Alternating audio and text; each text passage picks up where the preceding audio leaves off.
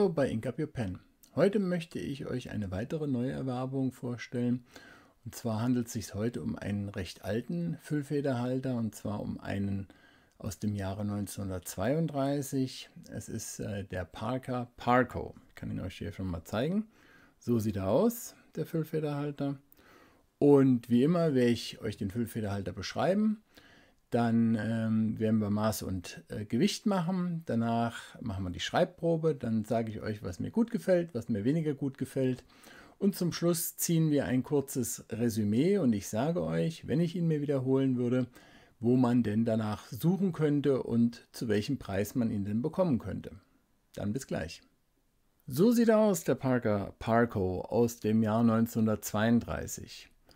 Gebaut wurde er von 32 bis 41 und ist ein Hebelfüllfederhalter. Seht ihr hier dran. Das ist eine der Besonderheiten. Das findet man heute so bei Parker nicht mehr. Ihr seht auch so, wenn ihr mal schaut, also hier nehmen wir mal den Clip. Da werdet ihr auch nicht daran erkennen, dass es ein Parker ist, weil der typische Pfeil fehlt. Der Pfeil wurde erst 2 Jahre später als Markenzeichen von Parker eingeführt. Hier könnt ihr nochmal lesen, das ist heute, findet man häufig noch bei italienischen Füllfederhaltern. Parco Made in USA. Hier nochmal eingraviert. Können wir nochmal ein bisschen fokussieren. Dann kann man das nochmal besser lesen. So.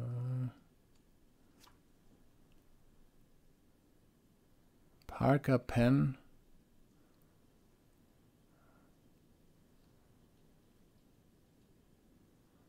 Wisconsin. Ja, also der Parco ist es, genau. Ja, ihr seht hier schon die Zelluloid-Konstruktion. Und ja, dann beginnen wir mal einfach mit der Kappe.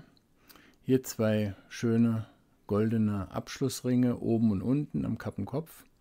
Der Clip, kann man hier auch mal sehen, ist funktional gearbeitet. Geht wirklich gut. Wenn man bedenkt, dass dieser Füllfederhalter von 1932 ist, dann sieht er auch wirklich sehr gut aus. Hat sich gut gehalten hier im Ganzen, in der ganzen Struktur. Der hat keine, hier hat eine kleine Stelle dran. Aber alles in allem ist es eine hohe Qualität. Der Parker Parco ist ja eingeführt worden nach dem Börsencrash. Da haben die Leute natürlich weniger Geld gehabt.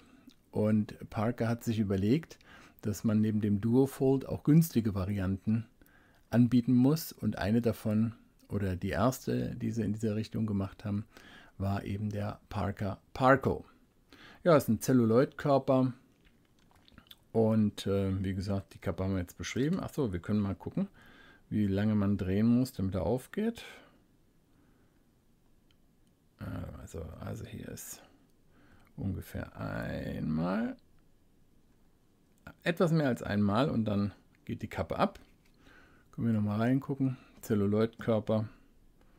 Gibt es jetzt wenig Besonderes zu sehen. Drin die Führung. Ja, also alles, wie man es so dann auch schon von außen hätte erkennen können. Also ein Material. Okay, ja, legen wir die Kappe mal nebenhin und schauen uns mal die Feder an. Das ist eine 14K Parco Made in USA. Da seht ihr es schon. Also eine Goldfeder, und die ist nach rechts abgeschrägt. Das ist eine sehr seltene Feder. Die wird heute so gut wie gar nicht mehr hergestellt. Das ist eine, mit R wurde die gekennzeichnet. Es dürfte also sich hier um eine breite Feder handeln. Und die R-Feder, die Reverse Broad Oblique, die ist so heute kaum noch zu finden. Interessant finde ich, dass der Tintenleiter links und rechts an der Feder vorbeigeht. Das ist ungewöhnlich, habe ich so auch noch nicht gesehen. Tintenleiter selber hier an der Seite mit ein paar Lamellen versehen, aber auch nicht durchgängig mit Lamellen. Ich kann euch schon sagen, der Tintenfluss ist hervorragend. Bin schon ausprobiert. Und insofern, ja, diese nach rechts abgeschrägte Feder ist etwas, was meiner Haltung von Füllfederhaltern beim Schreiben entgegenkommt. Ich kann es euch nur empfehlen, das mal auszuprobieren, weil die abgeschrägten Federn, die sind normalerweise nach links abgeschrägt. Und da hätte ich, glaube ich, als Rechtshänder vielleicht Probleme damit. Habe ich aber noch nicht ausprobiert, als Rechtshänder Probleme damit. Aber da müsst ihr selber mal schauen. Auf jeden Fall kann ich euch sagen, dass diese Feder sehr, sehr interessant ist diesbezüglich. Okay, ja, dann schauen wir weiter. Hier das Griffstück ist hier fest verbunden. Ich habe den Tintensack hier austauschen lassen und erneuern müssen. Der war defekt nach so vielen Jahren. Und hier ist er jetzt also wieder verschlossen.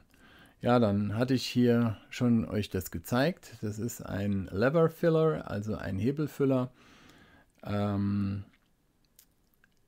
Der Hebel funktioniert wie folgt. Da drin befindet sich ein Tintensack. Dieser Hebel wird angehoben und durch Bewegen nach oben wird der Sack gedrückt und da liegt innen so ein Plättchen und dieses Plättchen drückt auf den Sack und dadurch wird die Tinte in den Sack hineingesaugt, wenn der Füllfederhalter dann in dem Tintenglas steht. Ja, ansonsten Körper Celluloid. Ich finde die Farbkombination sehr schön. Mir gefällt das auch mit der Gravur, dass man den Markennamen hier eingraviert hat. Das hat mir auch sehr gut gefallen. Ich mag das auch heute noch bei den italienischen Füllfederhaltern. Da funktioniert das auch oder sieht das auch ganz gut aus. Ja, ansonsten diese Rot-Schwarz-Kombination ist wie gesagt einer der ersten Parcos, die da 1932 entstanden sind. Ja, so viel dazu. Also hier können wir wenig dazu zeigen. Abschussstück insofern gibt es auch nicht. Das ist alles aus einem Stück gearbeitet. Das finde ich eigentlich auch ganz praktisch. Und dann kommen wir auch gleich zum Schreibtest. Der Schreibtest. Habe ich noch gar nicht gezeigt. Man kann natürlich die Kappe auch aufstecken. Die hält bombenfest. Noch als kleiner Nachtrag. Also, wir haben heute hier vor uns den Parco von 1932. Das Papier ist Clairefontaine.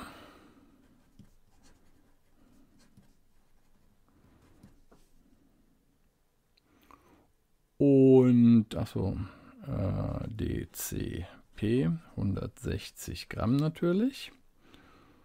Und die Tinte ist Pelikan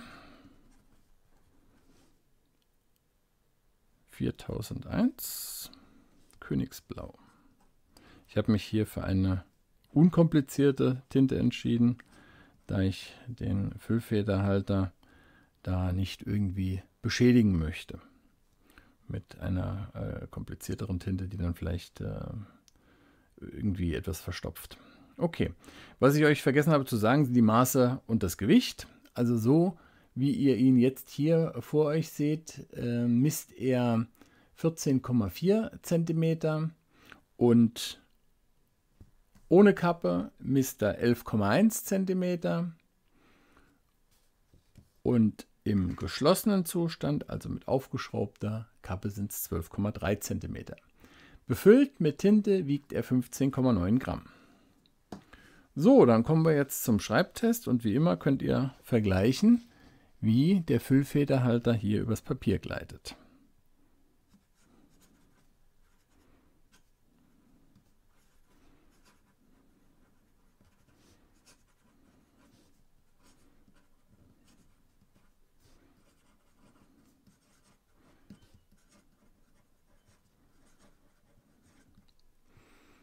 So, ihr seht schon, also Tintenfluss, hervorragend. Auch das Schreibgeräusch der 14 Karat Goldfeder, hervorragend. Und man muss sagen, es ist wirklich ein sehr schönes Schreiben, sehr angenehmes Schreiben. Dann haben wir jetzt einen Moment offen gelassen. Mal gucken, ob er dann gleich weiterschreibt. Ja, machen wir mal etwas schneller.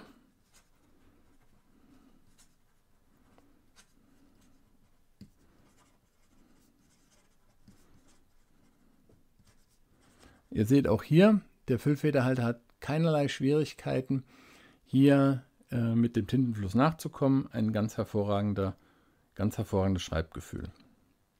Muss ich wirklich sagen, ich schreibe sehr gerne mit dieser abgeschrägten Goldfeder. Und auch der Tintenfluss ist hervorragend. Ich würde sagen, von der Strichbreite haben wir hier eine F-Feder. F-Feder, ich bin heute irgendwie etwas durcheinander. Eine Feder ist B. Entschuldigt bitte. Das klappt heute irgendwie nicht so richtig gut. Okay. Also, das haben wir. Dann versuchen wir mal verkehrt herum zu schreiben. Das geht mit dieser Feder. Nicht wirklich gut.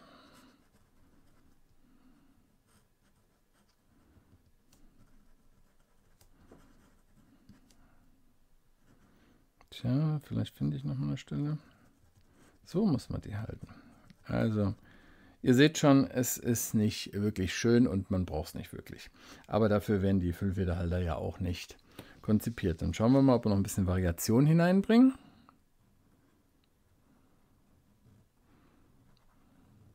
Oh ja, das sieht gut aus. Das ist also eine Semiflex-Feder.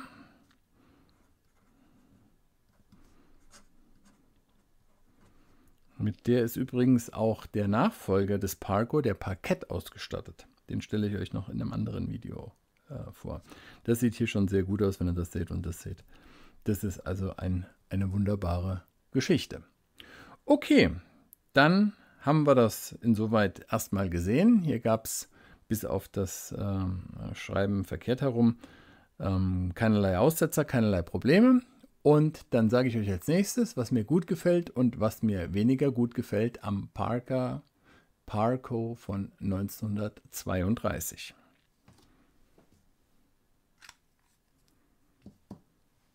Was gefällt mir gut, was gefällt mir weniger gut am Parker Parco von 1932. Wurde übrigens gebaut bis 1941. Also was ich ganz hervorragend finde, ist das Schreibgefühl mit dieser 14K Goldfeder. Das ist vom Geräusch her, ihr habt es ja eben beim Schreibtest gehört, und auch vom Tintenfluss und vom ganzen Schreibgefühl her ist fantastisch. Mir gefällt auch die rechts angeschrägte Feder, die kommt meinem Schreibstil entgegen, also Reverse Broad Oblique. Das ist die entsprechende Abkürzung. Einige Hersteller haben diese Federn früher mal mit R gekennzeichnet. Hier ist da keine Kennzeichnung drauf, aber ich finde es, wie gesagt, sehr, sehr angenehm. Und es ist selten zu finden heute. Was gefällt mir noch sehr gut? Der Tintenfluss hatte ich schon gesagt. Ich habe übrigens auch mal ausprobiert, was passiert, wenn ich den eine Woche liegen lasse oder auch 2. Ich schraube den auf und lege los und es gibt überhaupt kein Problem. Das hat mir auch sehr gut gefallen. Aufstecken der Kappe bietet sich hier an. Ich habe es euch ja vorhin auch gezeigt. Das ist dann sehr ausgewogen und ich habe da also auch ein gutes Gefühl, obwohl ich eigentlich nicht der Mensch bin, der mit aufgesteckter Kappe schreibt. Was gefällt mir weniger gut? Ja, er ist ein bisschen, ich zeige es euch hier nochmal, ich den so in der Hand habe, ist er ein bisschen schmal für meine Hände. Aber das ist Geschmackssache, das ist also nicht wirklich ein Fehler. Also er ist auch hier ein bisschen kürzer, insofern, wenn man den hier aufsteckt, dann ist das natürlich schon ein bisschen ein längeres Stück. So, jetzt haben wir es. Also da ist es eigentlich perfekt dann. Er könnte ein bisschen breiter sein, aber ich muss euch ganz ehrlich sagen, ich finde ihn genial. Und deswegen kann ich auch die Frage beantworten und zwar eindeutig beantworten, ob ich ihn mir wieder kaufen würde oder ob ich ihn mir nicht wieder kaufen würde. Ich würde ihn mir auf jeden Fall wieder kaufen. Er ist halt nur Vintage erhältlich. Also Ich habe mal noch mal im Internet geschaut, wenn ihr ihn heute so kauft, dann gibt es Angebote zwischen 100 und ich sag mal 250 Euro, dann teilweise auch mit einem Kugelschreiber dabei. Bei eBay mal schauen oder bei eBay Kleinanzeigen. Also wer Vintage-Füllfederhalter liebt und dem es so wie mir geht, der da gerne mitschreibt, dem würde ich eine unbedingte Kaufempfehlung hier aussprechen. Versucht einen zu finden, versucht einen günstigen zu finden. Ich habe für meinen, der musste ja noch instand gesetzt werden, insgesamt ungefähr 70 Euro bezahlt, also eher am unteren Rand des Preisgefüges, das ich sonst so im Internet gesehen habe. Aber ich kann es euch wirklich nur ans Herz legen. Besorgt euch einen Parker Parco. Ich bin sonst kein allzu großer Parker-Fan, muss ich sagen, aber diese alten Modelle, wie gesagt, von 32 bis 41 wurde er gebaut, gibt es auch noch in anderen Farben. Da muss ich sagen, diese Hebelfüller-Geschichte und die Goldfeder, das ist wirklich eine tolle Sache. Versucht da einen zu bekommen und dann könnt ihr mal berichten, welche Erfahrungen ihr damit gemacht habt und dann sehen wir uns das nächste Mal bei Ink Up Your Pen.